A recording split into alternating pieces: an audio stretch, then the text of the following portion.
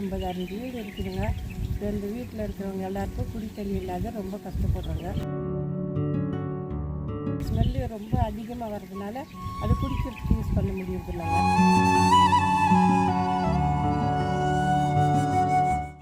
ஒன்றுமே சுத்தம் கிடையாது, ஒரே ஸ்மெல்லு.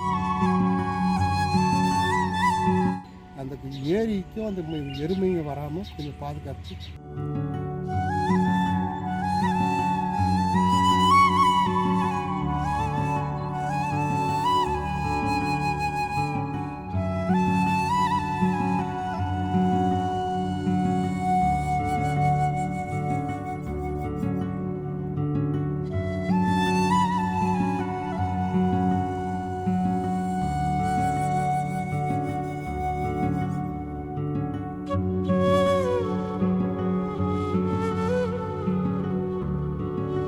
என் பேர் வெண்ணிலாங்க. நான் செல்வ விநாயகர் காலனியில் குடியிருக்கோம். அங்கே 50, 60 வீடு இருக்குதுங்க.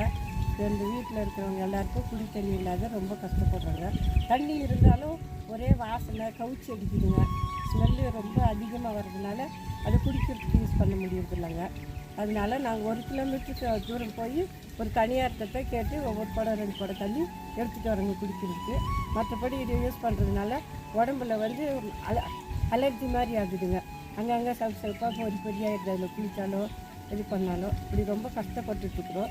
இதுக்கு ஏதோ ஒரு நல்ல முடிவு பண்ணி ஒரு குடிக்கிறதுக்கு தண்ணி எங்களுக்கு நல்ல மாதிரி பண்ணி கொடுத்தா ரொம்ப நல்லா இருக்கும்ட்டு உங்களை கேட்டுக்கிறோங்க. மாரியம்மன் லேக்கில் இருந்தால் குடி தண்ணி இங்கே 50 வீடுக்கு மேலே இருக்குது.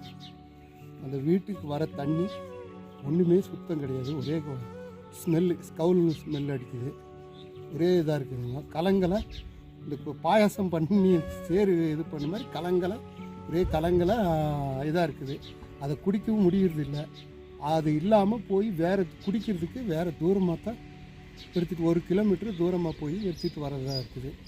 அந்த ஏரிக்கும் அந்த எருமைங்க வராமல் கொஞ்சம் பாதுகாத்து ஏதாவது செய்து கொடுத்தா ரொம்ப நல்லாயிருக்கும்.